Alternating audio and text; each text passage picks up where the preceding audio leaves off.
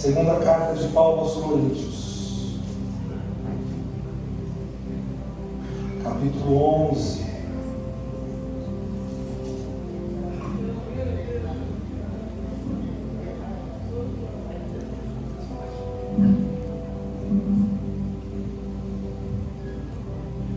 Vocês estão cantando cada vez mais bonito, hein?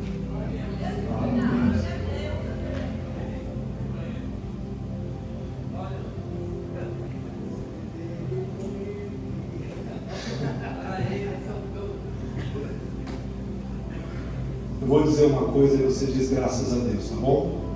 Essa é a última ministração dessa mensagem. Graças a Deus eu tenho que dizer. Pensa na mensagem que dói para pregar e dói para ouvir.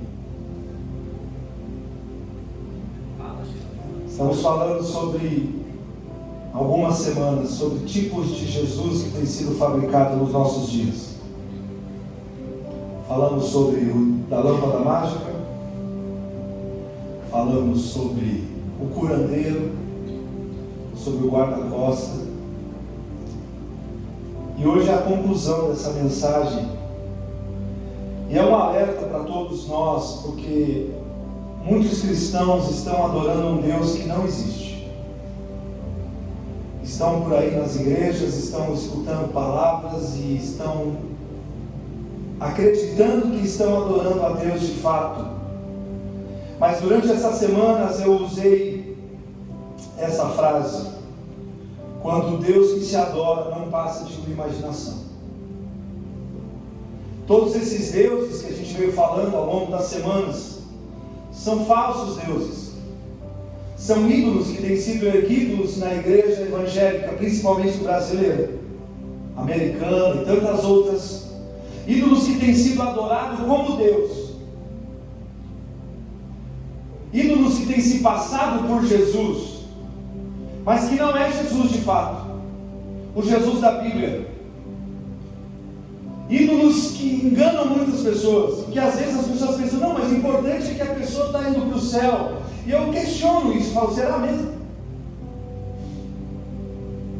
Porque se for para uma pessoa ser ganha, ser salva supostamente por mentiras, por um Deus que não é verdadeiro, que é falso, era melhor que ela nem fosse salva, que ela continuasse onde ela estava. Porque agora ela continua sendo uma pessoa mundana, porque ela tem desejos mundanos, ela tem uma visão de fé mundana, ela tem um Deus que não é o Deus da Bíblia, é um Deus mundano que está sendo pregado para ela, está sendo ensinado para ela, que é esse Deus que vai realizar todos os seus desejos, esse Deus que se você esfregar a sua lâmpada mágica ao chegar na igreja, Ele vai aparecer e vai faça os seus desejos, faça os seus pedidos. Esse Deus que cura sim, mas é um Deus que só serve para isso. E é um Deus que faz milagre simplesmente pelo milagre. É esse Deus que vai te privar de passar por qualquer situação ruim, porque você está dentro de uma bolha. É esse Deus que nós temos ouvido pregar esses dias. Mas é um Deus que não existe. Porque sim, Jesus cura, mas o milagre nunca é um fim em si mesmo. Sim, Ele pode realizar e ouvir as tuas petições e as tuas orações, mas não é para isso que Ele está. E Deus não está preocupado com o seu conforto, Deus está preocupado com o nosso crescimento. É por isso que Ele nos leva ao deserto, é por isso que Ele nos leva por escolas de fé, escolas que vão nos ensinando, vão nos amassando, vão nos moendo, e você fala, meu Deus, por que dói tanto? Porque é assim. Porque é assim que se cresce, crescer dói, crescer exige sair da zona de conforto. E se há um Deus sendo pregado para você, que te coloca numa zona de conforto, vai fazer tudo o que você quer e nada mais, esse Deus na verdade é você, não é Deus. 2 Coríntios 11, versos 3 e 4, esse é o alerta do apóstolo Paulo. Queria dizer que eu estou muito feliz, porque o irmão Aelso foi pintar a igreja e tirou o relógio, graças a Deus. Assim que hoje eu não tenho hora para acabar, tá bom? Eu não sei que hora que é, não me importa. Hoje nós vamos até a hora que Deus der, tá bom? Pode ser, não? Fechado. Obrigado, Elcio. Deus te usou.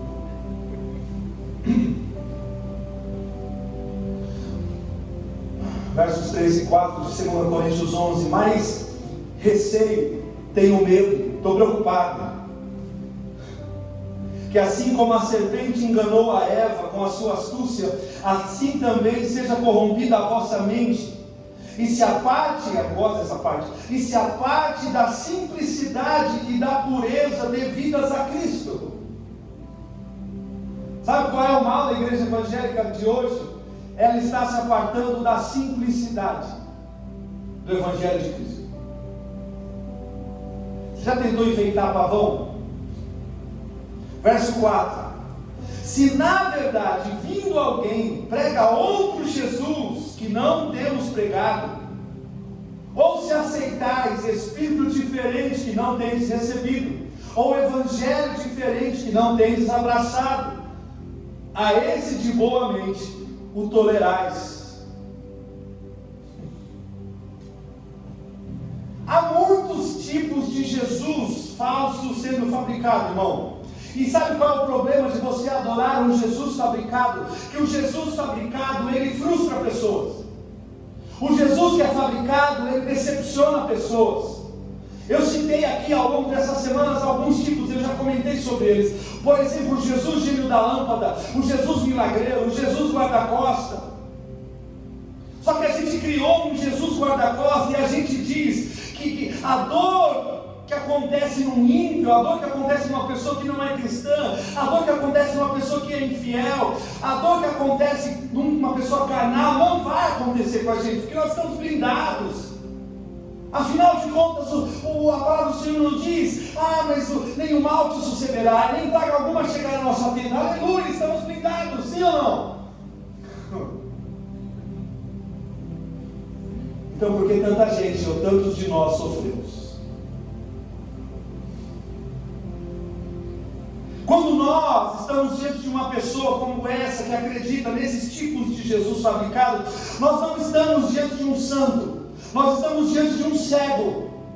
Nós estamos diante de alguém que não consegue discernir aquilo que vê quando olha para si mesmo, porque não comete o mesmo pecado que o outro irmão, e que se acha melhor do que esse irmão. É um religioso, e o religioso, ele não quer que você se pareça com Jesus. O religioso, ele quer que você se pareça com ele, que você tenha os padrões dele, que você jejue como ele jejua, que você ore como ele ora. Senão você está fora do padrão. Quando você está diante de uma pessoa dessa, diante de uma pessoa equivocada, por quê? Só porque você não comete o mesmo pecado que o outro comete, mas ele também não comete o pecado que eu cometo. Eu e você, irmão, qualquer um de nós aqui, se não percebemos que não somos tão bons como todo mundo se acha, como todo se vê, como todo mundo pensa às vezes, talvez nós sejamos não santos, mas alienados, pessoas que estão fora da realidade. Eu vejo pessoas que tratam pastores, que tratam líderes quase como um semideus.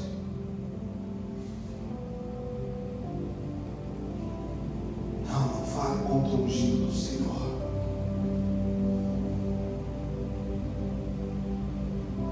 Se você sai da igreja dele, então, além de tudo, ele te amaldiçoa. Porque ele é o santo de Deus, ele tem esse poder. Você vai sair da minha igreja? Se prepara.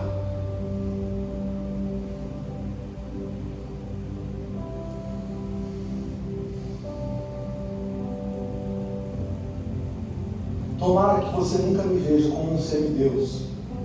Mas deixa eu te falar uma coisa: se você um dia me ver como um semideus, isso é um problema seu. A minha única oração constante diante de Deus: Senhor, não importa como as pessoas me veem, que eu nunca receba o louvor que somente o Senhor é digno de receber. Glória a Deus, aleluia. Pessoas querem te elogiar, que te elogiem. Elas querem parabenizar o seu trabalho, querem parabenizar como você canta bem, ou prega bem, ou como você trabalha bem. Deixa que elas te elogiem, problema delas. Agora, não receba o louvor que não é devido a você, mas é ao Espírito Santo. Porque eu sei disso, meu irmão.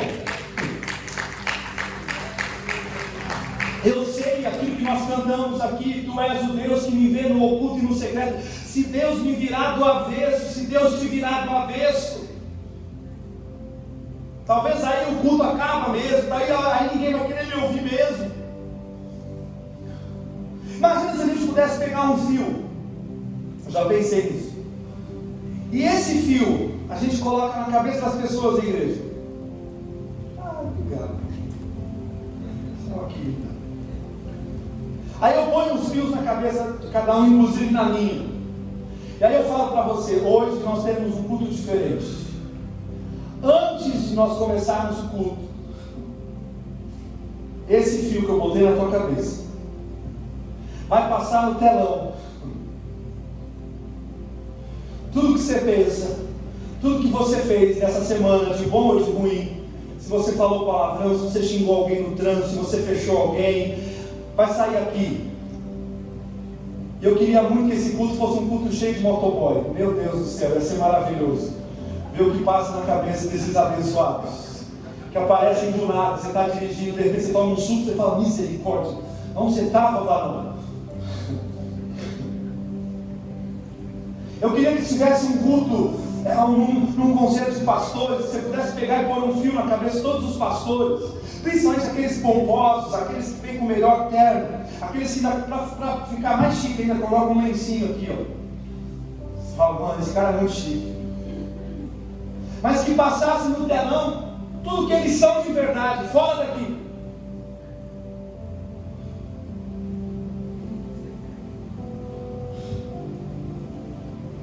Vamos projetar os pensamentos no telão. Gente, ia ser maravilhoso.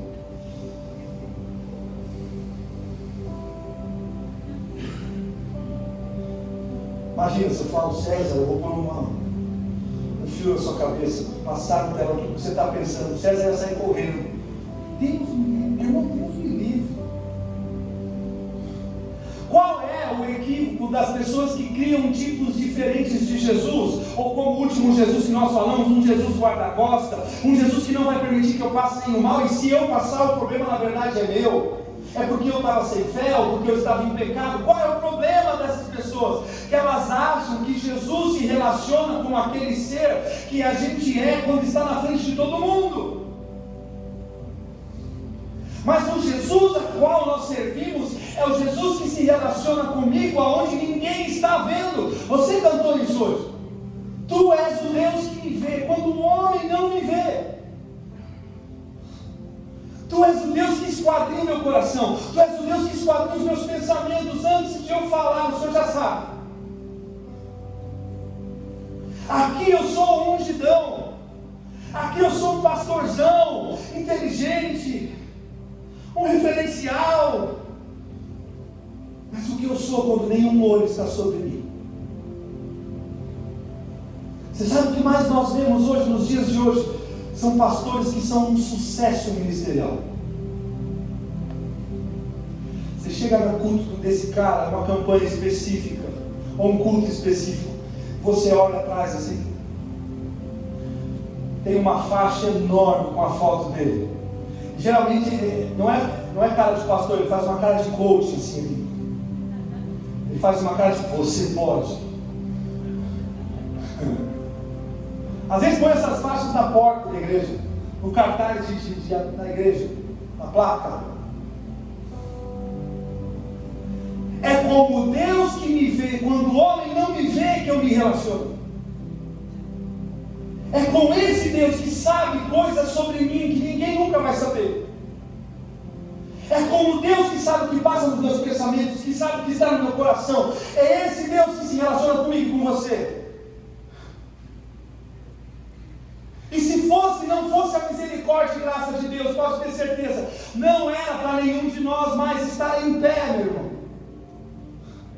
Porque Lamentações capítulo 3, versos 22 diz assim: se não fosse a misericórdia do Senhor, nós já teríamos sido consumidos. Bom, ainda não fomos consumidos, como achamos que temos direito, como que nós achamos que nós temos direito àquilo que Deus não nos deu? Como nós achamos que temos E temos essa ousadia de às vezes colocar Deus contra a parede e querer lançar diante de Deus como se fosse uma carteirada tudo aquilo que eu faço para Deus. Eu ajudei os pobres, eu sou dizimista. Senhor, eu tenho sido fiel ao Senhor há tantos anos. Eu canto no louvor, eu faço isso, eu faço aquilo, eu visito os orfanatos. Como que o Senhor deixa isso acontecer comigo? Sabe o que Ele vai te responder?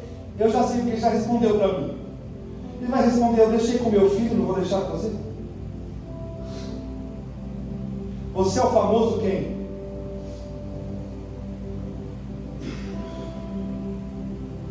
Porque não nos deu aquilo que nós achamos de direito. Nos achamos no direito de puni-lo com ausência. Sabe qual foi o problema de Deus com Adão? Não foi ter comido o fruto, foi que Adão mudou o compromisso. Adão mudou a agenda e Deus não muda a agenda. Havia um compromisso diário. Adão e Deus se encontravam todas as tardes no jardim, conversavam, dialogavam, era um relacionamento, era uma amizade, era algo profundo de amor. Mas quando Adão peca, ele não vai ao encontro. E Deus estava lá. O problema não é meu pecado para Deus, porque meu pecado não afeta Deus. Eu já disse isso aqui: se você beber a noite inteira, quem vai acordar com enxaqueca no outro dia é você, não é Deus. Se você quiser fumar 50 maços de cigarro, Deus não vai se afetar, Deus não vai lhe tossir.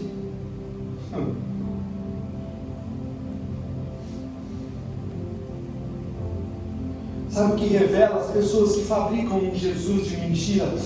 Uma profunda cegueira. E sabe aonde as pessoas que criam um Jesus guarda-costas, elas tiram, porque a pessoa, quando ela vai criar um Jesus, ela vai na Bíblia, mas ela tira pedaços da Bíblia, ela tira um texto fora de contexto, e aí na teologia você aprende que um texto fora de contexto é um pretexto para heresia.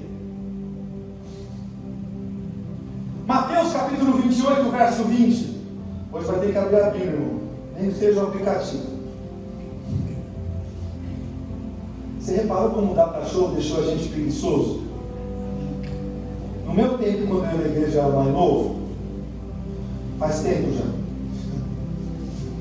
a gente tinha que decorar as músicas, porque raramente você chegava na igreja e tinha uma transparência. Irmão, eu sou desse tempo. Parecia um ganso assim, uma máquina que você colocava o negócio com a letra. Às vezes você fazia a letra na hora, e você botava a letra e projetava ela. Você tinha que achar uma parede para projetar, mas você tinha que decorar, porque você não podia confiar se estava certo, porque às vezes você escreveu a letra na pressa, você esqueceu alguma parte da música. E Bíblia também, você não ia para a igreja se não levasse a Bíblia. Hoje não precisa ter no telão. Eu leio no telão, a gente não traz mais Bíblia. Para de ser preguiçoso, não traz Bíblia para a igreja. Mateus 28, 20. Ensinando-os a guardar todas as coisas que vos tenho ordenado. E aí diz: eis que estou convosco todos os dias, até a consumação do século. Glória, Ele está comigo. Aquele que é nascido de Deus, o maligno não toca. Quando acontece uma calamidade, quando acontece o desespero, o mal, e você aí se torna perplexo, mas o meu Deus, que quando toca, e quando a calamidade chega, e quando a desgraça chega, e aí você começa a dizer: mas por que comigo? E aí, se você faz parte de uma comunidade dessa que criou esse tipo de Jesus, eles vão olhar para você e vão falar: você deve estar em pecado. Só pode. Tenho certeza. Porque se você não tivesse em pecado, se você fosse de Deus, a sua vida ia estar numa boa. É mesmo? Então quem anda com Deus só vive numa boa. Tem que avisar isso para o apóstolo Paulo, coitado. Perdeu a cabeça, sabia? Foi decapitado. Que destino cruel. E Pedro? O Pedro era ali, chegado com o mestre, ali, tete a tete. Achava que ele ia ser o substituto de Jesus, que ele ia ser o Jesus volume 2. Morreu de cabeça para baixo. Porque ele escolheu. Porque ele falou: não sou digno de ser crucificado como meu mestre. Pode me virar. Tem que avisar para essa turma. que ele estava tudo em pecado. Inclusive tem que avisar para Jesus: Jesus, você estava em pecado, sabia? Porque se você não tivesse pecado, o Senhor tinha tido uma vida boa e feliz, tinha tido filhos, tinha aberto uma igreja, ia andar de carrão.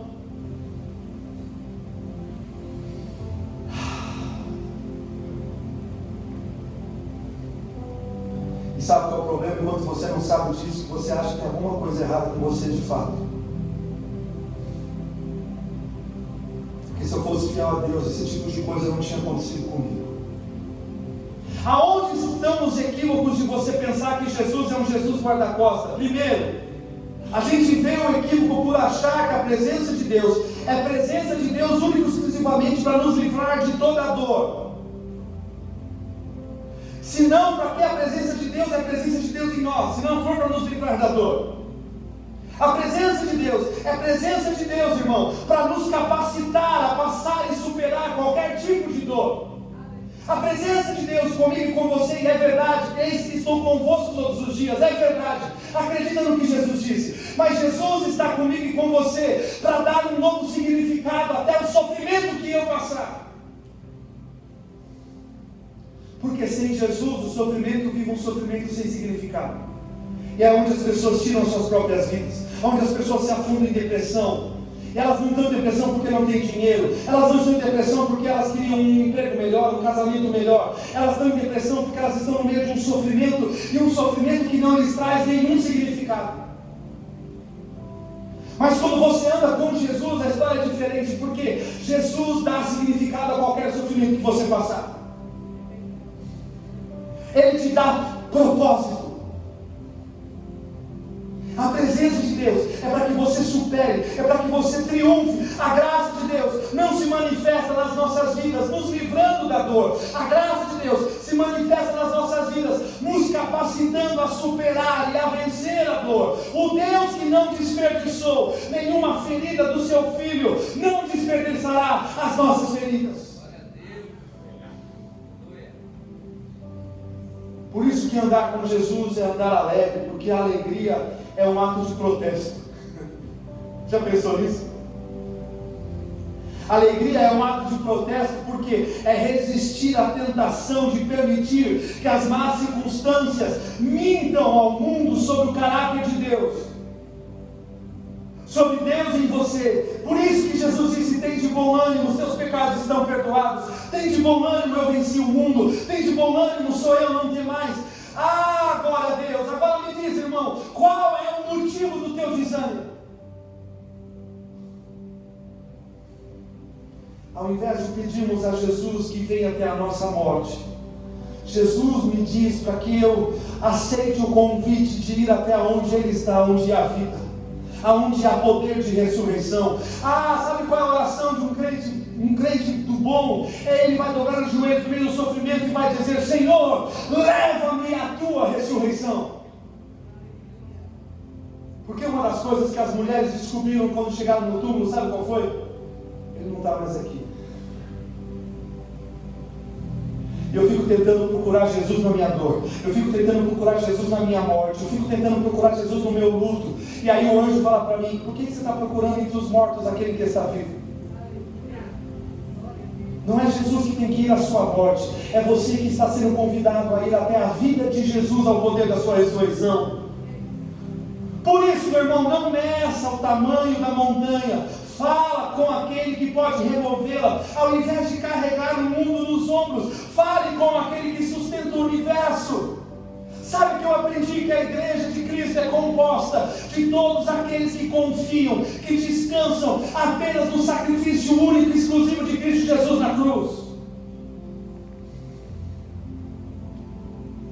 A história de Davi e Golias, que é uma história tão falada, tão usada, não é uma história que fala da capacidade de um menino de derrubar gigante. Não é um lembrete que eu e você podemos matar os nossos gigantes. É um lembrete de que nós não podemos e precisamos de alguém maior. Você precisa de um Salvador maior. Você precisa de um Davi maior. E esse Davi é Cristo Jesus. Então, isso não é invenção minha, não.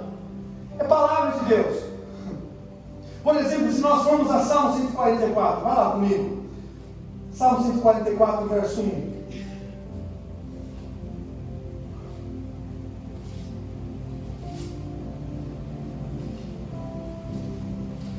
Tem gente que parou de usar tanto a Bíblia que quando você fala assim, vamos abrir em Obadias, o irmão fala assim, novo o quê? Abacuque. Aba o quê? Salmo 144, 1. Aleluia. Bendito seja o Senhor, rocha minha, que me adestra as mãos para a batalha e os dedos para a guerra. Você abriu aí? Salmo 144, 1. Eu queria que você lesse aí na sua versão. Vai ficar meio bagunçado porque as versões são diferentes, não tem problema. Eu gosto de ouvir coisa bagunçada mesmo, não tem problema. Vai lá, 1, 2, 3. Salmo 144, 1. 1, 2, 3, leia.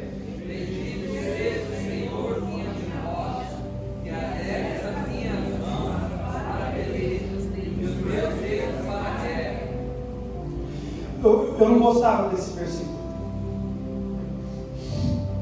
Pastor, irmão, não gostava.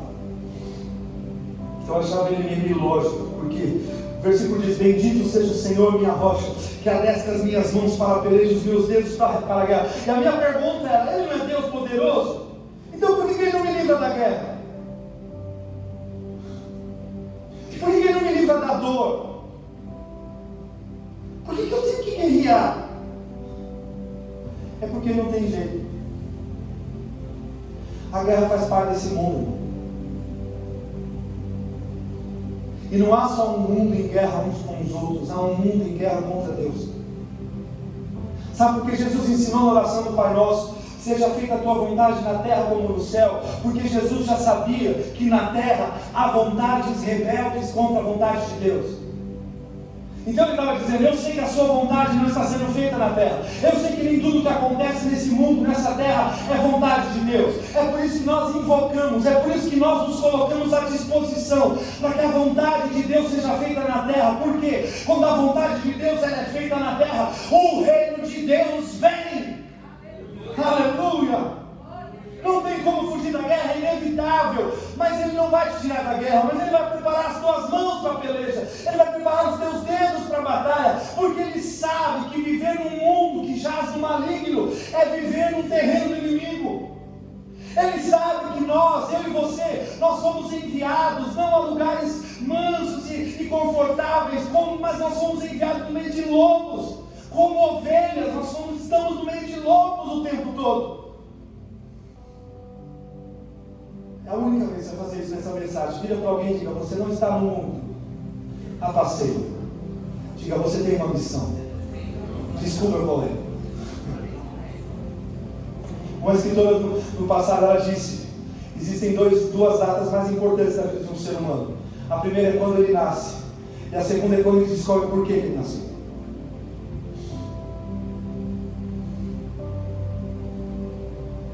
Sabe o que Paulo me disse? Nós estamos em guerra. Efésios capítulo 6, eu não vou ler, não vai dar tempo, mas todo o livro de Efésios, ele vai te instruindo como um pai deve tratar os filhos, como os filhos tratam os pais, como o patrão trata o empregado, como o marido trata a esposa o marido, até que chega no último capítulo. Depois que você arrumou tua vida familiar, depois que você se acertou com a sua casa, com seus filhos, com o seu patrão, depois que está tudo alinhado, ele fala: agora entende uma coisa, você está em guerra. Ele diz: a nossa luta não é contra carne nem sangue, a nossa luta é contra hostes malignas. Então, irmão, o teu inimigo não é o teu marido, irmão, o teu inimigo não é a tua esposa, o teu inimigo não são os teus filhos, o teu genro, a tua nora, a tua sogra, o seu inimigo não é o seu vizinho, não é o seu patrão, o seu inimigo são hostes malignas espirituais que trabalham o tempo todo para te desviar do caminho e te trazer de volta ao caminho da rebelião. Nós não lutamos contra pessoas, nós não lutamos contra governos, nós estamos lutando contra um sistema maligno espiritual, nós estamos lutando contra projetos satânicos. O que é o aborto? O aborto é um projeto satânico, irmão. Foi assim na época de Moisés, foi assim na época de Jesus. Satanás está sempre tentando exterminar as próximas gerações, para que ele possa se sentir vencedor, mas ele já está derrotado pelo poder do nome de Jesus. Quando você diz eu sou vencedor, você está dizendo eu passei pela batalha, eu passei pela luta e eu venci, porque vencedor é só aquele que passou pela guerra, o aprovado é só aquele que passou pela prova. É no sentido de pós-prova. Aprovado, aquele que passou pela prova e depois dela foi aprovado, triunfou sobre ela. Você está entendendo? Mas pastor, sabe qual é a sensação que eu tenho? Que às vezes o inimigo vence. Eu vou falar para você a verdade, irmão. Às vezes o inimigo vence mesmo. Quando uma criança no meio da comunidade é sequestrada e o corpinho dela é achado dentro de um poço, o inimigo venceu. Por isso que nós estamos aqui resistindo. É por isso que nós estamos aqui dizendo a todas as hostes malignas: você pode até tentar pensar em fazer coisas, mas ainda há um exército na terra que ora, ainda há pessoas fiéis que creem no Jesus verdadeiro, que seguem o Jesus da Bíblia, que amam o Jesus da palavra de Deus, aqueles que não estão buscando benefícios para si, mas estão buscando a expansão do reino de Deus, estão buscando ser a extensão do braço de Deus, estão buscando ser a extensão da voz de Deus nas nações. Sabe o que é isso? É Deus agindo através de cada um de nós, porque Deus vai usar você para alcançar pessoas. Ele já veio em pessoa, ele já veio como forma humana, ele morreu, ele ressuscitou, e agora o legado, a continuidade da sua missão está em cada um de nós. Por isso nós não nos abatemos com as tribulações, é por isso que nós não nos abatemos com os problemas, porque o apóstolo Paulo diz: essa leve e momentânea tribulação não pode se comparar com o peso de glória que há de ser revelado. Aleluia, aleluia.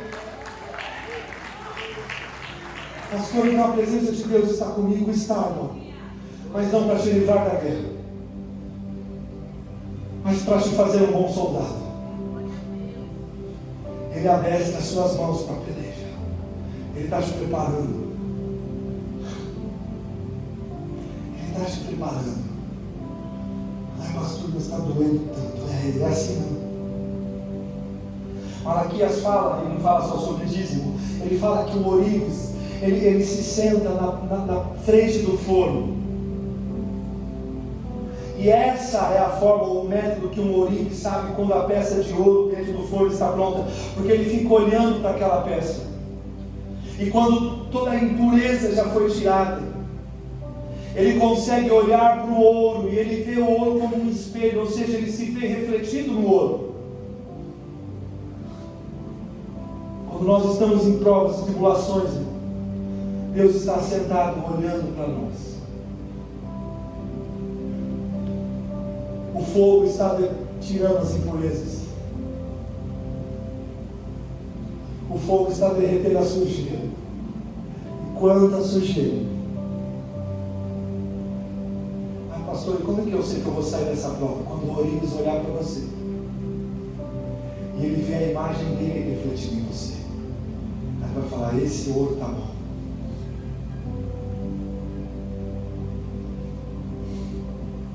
Se você for para Mateus 10:34, vai lá rapidinho.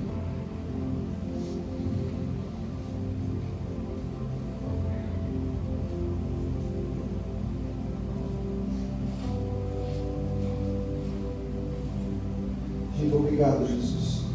Obrigado. Mateus 10:34.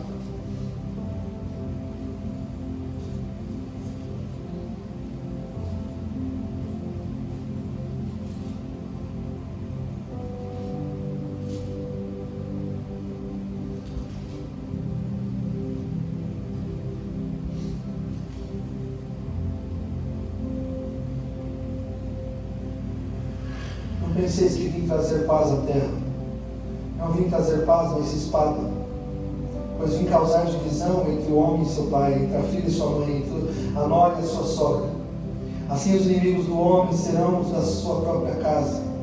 Quem ama o seu pai ou sua mãe mais do que a mim, não é digno de mim. Quem ama o seu filho ou sua filha mais do que a mim, não é digno de mim. E quem não toma a sua cruz e vem após mim, não é digno de mim. Quem acha a sua vida, perdê-la. Quem todavia perde a vida por minha causa, achará.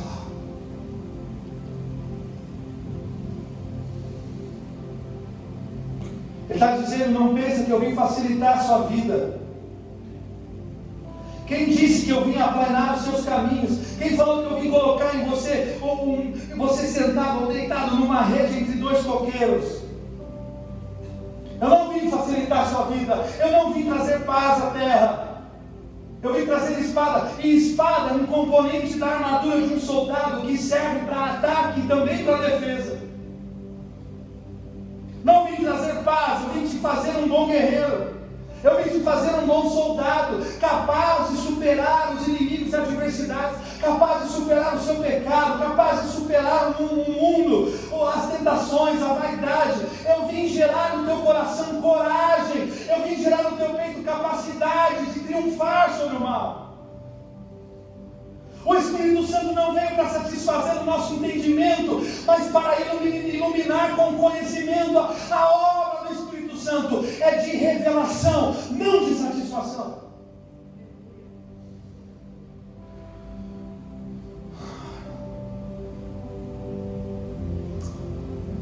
Deus não quer a nossa disponibilidade para fazer. Deus quer a nossa disposição para ser. E quando a Bíblia fala de paz, ela não fala de paz para a terra. Ele diz que a paz seria para o homem de boa vontade, paz na terra entre os homens de boa vontade. A paz é para homens. Agora, se você é desses que criou um Jesus guarda-costa e você acha que ele tem que fazer tudo, logo você vai ficar pelo caminho. Esse Jesus vai te frustrar, porque ele não veio para trazer paz na terra. O Jesus guarda-costa é uma invenção humana.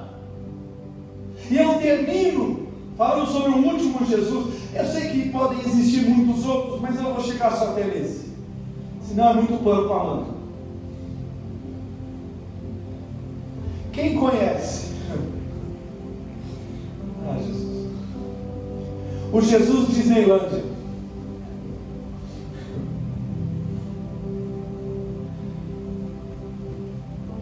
O Jesus Disneylândia, para quem não conhece, é aquele Jesus que foi criado para oferecer aos homens um fim de proporcionar a vida desses homens como se estivesse num parque de nível internacional. A vida é um parque. Esses fabricantes desse Jesus são os que fabricam o Jesus só vitória. Aqueles que pregam um evangelho triunfalista. Pastor, mas o evangelho não é um evangelho que triunfa, mas não assim. Sabe qual é o evangelho triunfalista? Aquele que faz você acreditar que agora que você anda com Jesus, você não vai ter problema nenhum, só vai ser vitória. Tem uma música, inclusive, que é assim: agora é só vitória. O jeito que eu vi essa irmã cantando, agora é só vitória, agora. Eu falei, gente, essa irmã morreu, né? É só no céu que vai ser assim. Gente, eu era de uma igreja. Não vou falar o nome dela porque eu não tenho dinheiro para pagar advogado e para responder processo. Mas eu era de uma igreja que era tanta vitória que você saía de lá encantado, porque te encanta. É uma vida surreal.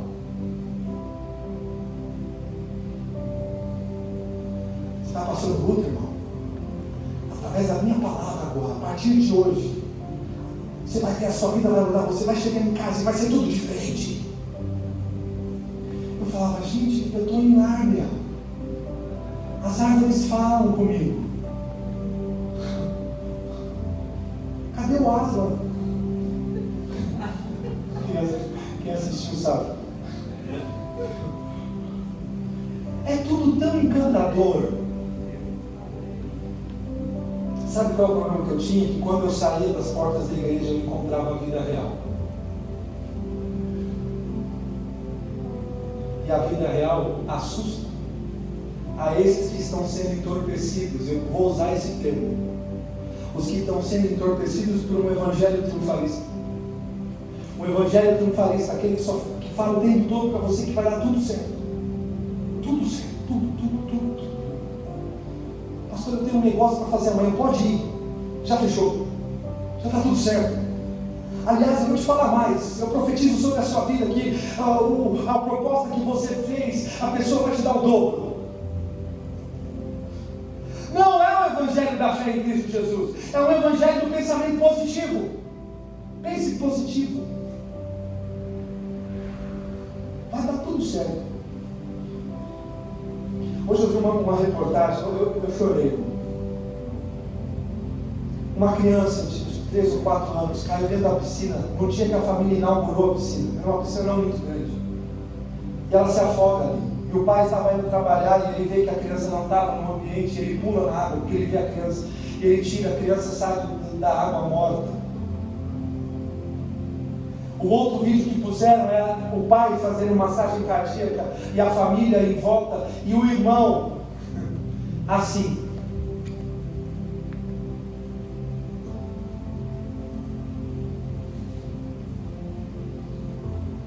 Sabe o que aconteceu? O menino voltou. Minha mãe disse que quando ele foi para o médico disse: mãe, eu vou ser muito realista. Há muito pouca chance do cérebro do teu filho voltar a funcionar. 3 dias depois, a criança não tinha mais nada. Estava bem.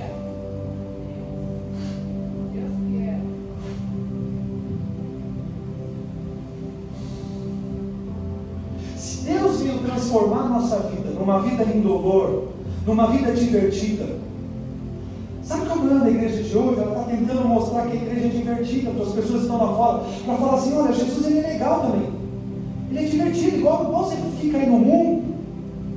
Quem já ouviu falar de balada gospel? Só eu. Não é invenção minha não. Hoje eu perguntei para uma irmã que ela tinha ido de uma balada gospel. E eu fiquei curioso, falei para ela: como é que ela? Ela falou: pastor, é igual a balada, só não tem droga. E como assim? Você está dizendo para mim que tem pegação, que tem tudo isso?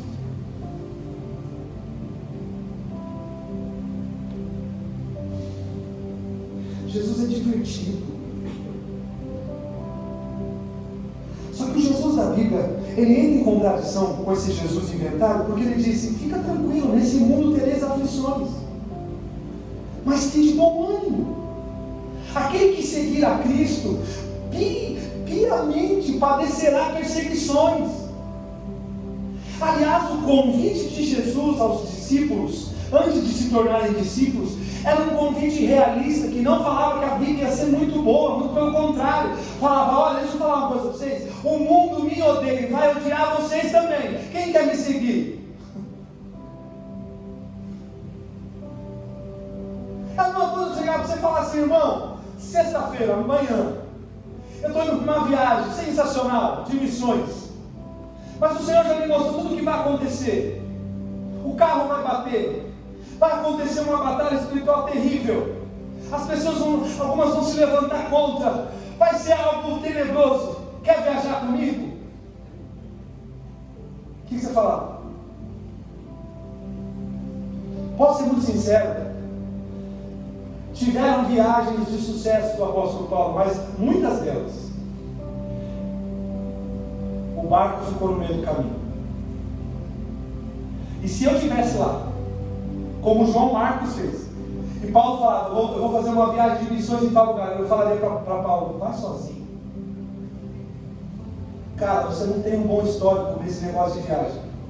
Seus barcos geralmente afundam.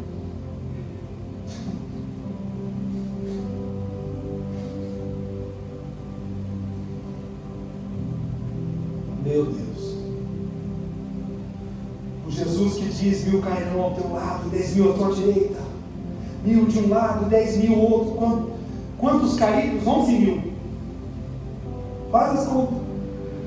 Ele está dizendo: você não vai estar entre os cadáveres.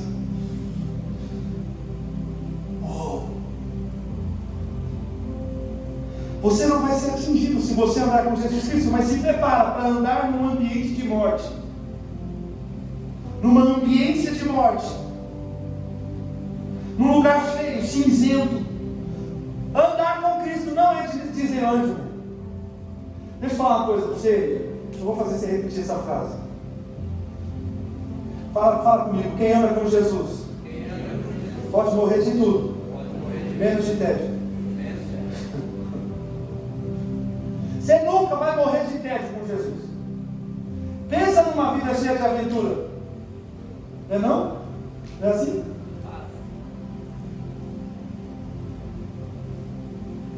Há 4 anos atrás, quando começou essa enfermidade, a gente não pode ficar falando nome. Um dia que eu estava acamado, morrendo, com 50% do pulmão tomado por essa porcaria. Eu vi um anjo da morte na porta. Eu não sabia se era uma visão, se eu estava tendo uma alucinação. Eu comecei a chorar. E Jesus, se for o Senhor que veio me buscar, eu vou ter que ir. Mas se não for, essa vida é pesada, mas eu gosto de viver. Essa vida está uma porcaria, é verdade. Está difícil viver, mas se der, só se der.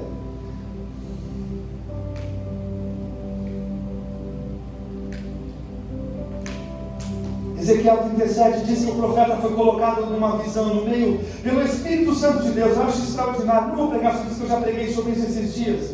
E o Espírito me levou num vale de ossos secos, num vale de morte. Para quê? Para que ele fosse uma voz de vida no meio da morte. Então não pense que você vai ter uma vida de Disneylândia. O Senhor, o Espírito do Senhor te colocará em lugares de morte. Não para que você fique aflito ou deprimido, mas para que você seja uma voz de vida no meio da morte. Se você é luz, não reclame com Deus quando Ele te colocar no meio das trevas.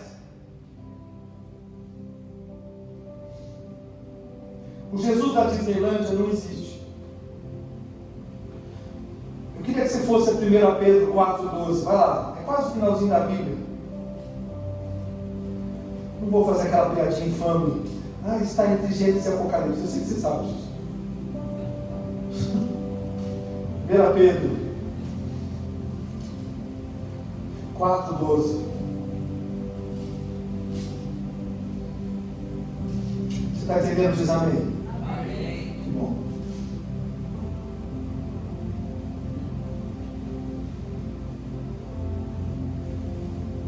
Está falando alguém aqui, que não sou eu, que tem propriedade para falar isso que ele vai te falar. Verso 12, 1 Pedro, capítulo 4. Amados, é ótimo esse texto.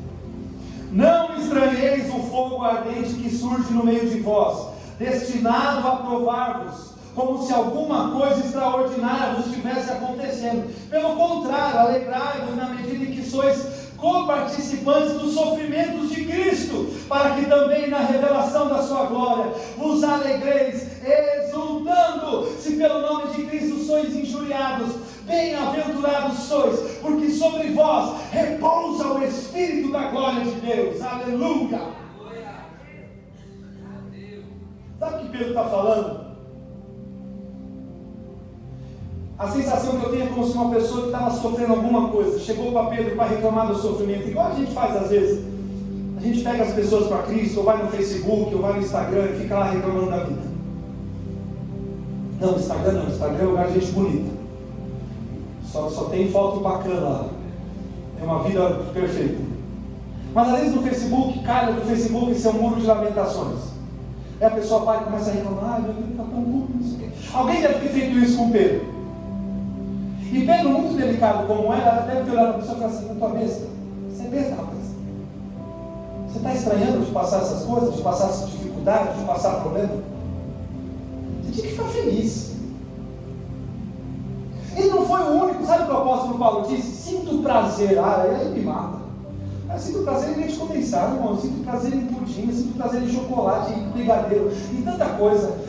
Paulo fala: eu sinto prazer nas tribulações, nos açoites, nos naufrágios. Se eu tivesse lá do lado de Paulo, eu falo: Paulo, você pensa, rapaz, o que você tem na cabeça? Você sente prazer com sofrimentos? O que é ser masoquista, você? Pedro fala assim: não fica assustado quando as tribulações vierem. Ele está dizendo: o O que corrobora como sendo verdade na nossa vida não é a vida ter sido aplanada ou se estar perfeita, mas é exatamente a perseguição porque somos cristãos. Está assustado? Porque agora tem um bocado de coisa que os pastores não podem mais falar no público, que é processado. Tem um bocado de coisa que você tem que evitar. Não, é intolerância religiosa. Está assustado que a igreja está começando a ser perseguida no Brasil? Pedro está te falando, não assusta não, fica feliz. Porque a igreja, ela não estava correndo perigo quando ela foi perseguida. A igreja estava correndo perigo quando ela foi aplaudida.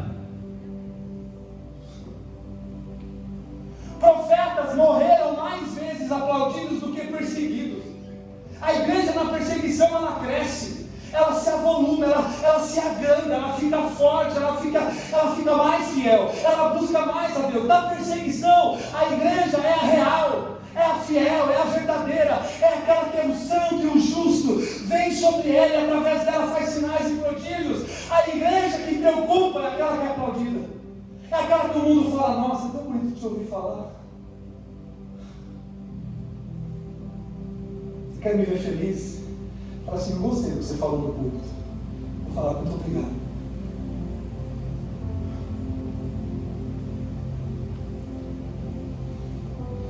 Se você é filho de Deus, a perseguição é que define você. Por que Daniel foi para a cova? Fidelidade. Porque os outros foram para a fornalha? Fidelidade. Porque José foi parar dentro de um poço? Fidelidade. É exatamente o que tem levado muitos dos filhos para lugares mais baixos da existência humana. Mas porque são filhos de Deus. Nenhum filho de Deus que cai, nenhum filho de Deus que vai parar num poço, vai parar numa fornalha, vai parar numa cova, nenhum filho de Deus permanece lá. Deixa eu te falar uma coisa. Você pode ir para lá, mas você não vai ficar lá. Você pode passar pelo deserto, mas o deserto não vai acabar com você. Porque o deserto não é cemitério de crentes, o deserto é escola de profeta. E se você está passando alguma situação que você enxerga como um deserto, é Deus preparando a sua mão para a peleja, os seus dedos para a guerra. Há algo muito grandioso e glorioso para vir. Mas você vai passar por tudo isso para que você se torne um bom soldado, para que você se torne hábil naquilo que Deus está te preparando para fazer. A fornalha não vai te consumir, o deserto não vai te consumir, os poços não vão te consumir, porque no buraco, ao invés de você murmurar, você cresce, você aprende, você prefere acreditar num Jesus da Bíblia e não num Jesus inventado pela ideia humana. Desculpa usar, nem existe esse nome, esses Jesuses, dói o ouvido, né? Que eu mostrei para você, não existem. Jesus disse que a ardente provação é coisa comum na vida dos filhos, de modo que eu termino a minha palavra dizendo: felicidade não é a ausência da tristeza, felicidade é saber celebrar a vida a despeito da presença da tristeza, tá?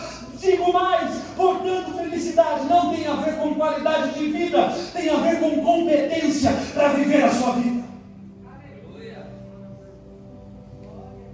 Que você está passando por tristeza e diz, eu não sou feliz. Por quê? Porque você acredita que felicidade é a ausência da tristeza, mas no Evangelho não é assim. Felicidade é a capacidade dada por Deus, é a fé dada por Deus para celebrar a vida, inclusive no meio da tristeza.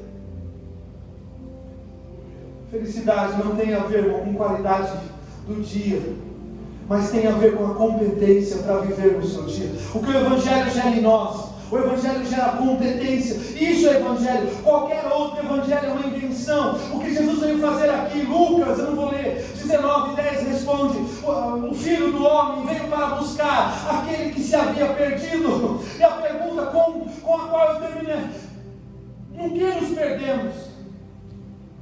Ele veio buscar e salvar o que se havia perdido, mas o que nós perdemos? Em Gênesis capítulo 2, versículo 15 diz que tomou, pois, o Senhor Deus o homem e o pôs no jardim para livrar e guardar. Foi isso que nós perdemos. Para que nós fomos criados originalmente? Para que nós fôssemos semeadores, protetores, para lavrar e guardar. O semeador da terra é um protetor da terra.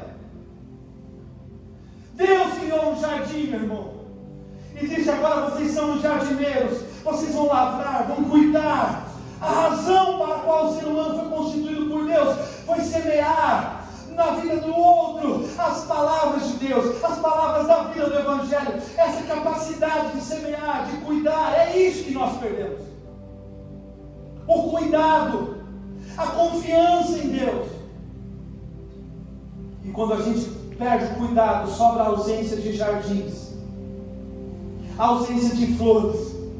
O que sobra são odores fétidos, o que sobra é uma vida sem sentido, o que sobra é uma vida sem qualidade, o que sobra é uma vida sem visão daquilo que Deus havia programado. Que vida é essa? Para que eu nasci? Porque Deus me trouxe para esse planeta e me deu essa vida ruim. Deus não trouxe você para viver uma vida sem a graça de Deus. Ele trouxe você para que você vivesse uma vida cheia da graça. A vida e uma vida com abundância. Mas essa vida abundante só é possível para quem encontra em Cristo, o Cristo de Deus. E não esses Cristos fabricados pelo pensamento humano. O Cristo cheio da lâmpada, que vive para satisfazer os desejos. O Cristo milagreiro, que só é Jesus para fazer milagre, quando na verdade Ele é um Jesus de relacionamento, que é um Jesus de guarda-costa, que vai te privar do mal. Não, Ele não vai. Que é um Jesus da Disneylândia. Essa vida não é um parque, porque a nossa vida só encontra sentido nele. A samaritana teve que ouvir isso de Jesus. Você casou várias vezes, Jesus falou para ela. Você está procurando respostas na religião. É só nele. Eu quero deixar essa palavra no seu coração, meu irmão, com o objetivo de resgatar alguns filhos de Deus que vão ouvi-la, que porque não souberam lidar com as adversidades da vida, com as dores, acabaram se afastando de Jesus, se frustraram com Jesus, porque imaginaram que Jesus ia ter outra postura no meio da sua adversidade, e Jesus não teve, porque Jesus parece que não reagiu à sua expectativa. Então você se frustrou ao ponto de deixar de ser quem você um dia foi nele. Mas agora você sabe como o Senhor nesse dia está dizendo: meu filho, não desisti de você, eu continuo amando você, e eu trago à memória a palavra que diz que os dons e a vocação são irrevogáveis. Ou seja, o dom e o chamado que Ele te deu continuam de pé, nada mudou para Ele. Ainda que você para Ele tenha mudado, tudo por causa da sua frustração que você teve com Ele, porque você projetou uma reação e Ele não teve essa reação que você projetou. Ele agiu de outra forma, ou deixou de agir, ou porque Ele reagiu dessa forma e não soube lidar com a sua situação contraditória e contrária, você se frustrou com Ele. O Senhor está dizendo: volta para casa hoje, filho, porque Ele vai te ajudar a reconstruir a sua vida, e em nome de Jesus, agora em cima de um alicerce firmado, em cima de um Cristo verdadeiro e fiel. Faz como Sadraque, Mesaque e Abednego, que foram fiéis, estavam indo para a fornalha, e sabe uma coisa, a Bíblia diz que o rei os amava, e quase como uma última tentativa, o rei tenta persuadi-los: que é só agora, meus filhos, dobrem-se diante da estátua, da música. Mas Daniel 3,17, eles dizem: saiba de uma coisa, o nosso Deus tem poder de nos livrar dessa fornalha, mas se Ele não livrar, jamais nos curvaremos a outros deuses. Sabe o que está faltando para nós? Eu vou usar um termo que é usado em outra forma. O mundo está precisando de crentes que saem do armário, de crentes que se revelem crentes, que não tenham uma fé só na igreja, mas tenham uma fé de Sadraque, Mesaque e Abednego, uma fé pública, para que todo mundo veja. Mas você pode ser preso, não tem problema. Mas cede, é só um pouquinho. Você vai sair como um intolerante, você vai sair como um quadrado, você vai sair como um conservador. Tudo bem.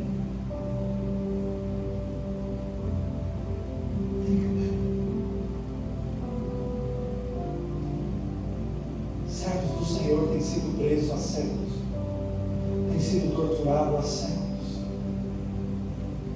E se você conversar com qualquer pessoa missionário que está sendo perseguido num país onde a igreja é perseguida, sabe o que eles vão dizer para você?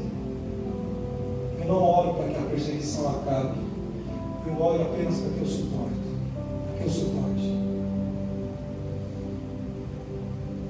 Eu ouvi de um missionário de um país onde a igreja é perseguida. Sabe o que ele disse? Ele disse: eu tenho dó da igreja brasileira. Porque nós estamos sendo perseguidos no país, mas a igreja brasileira, que tem tudo, se esfria, porque tem uma fé equivocada.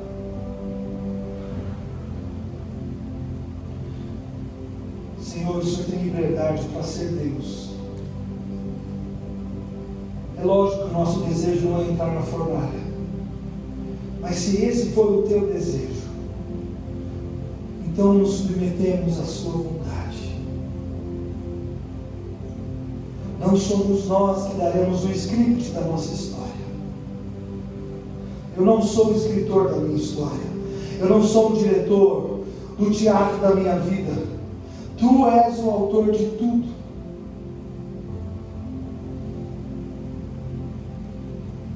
Você entende isso? Eu queria que você inclinasse a sua cabeça e fechasse os teus olhos.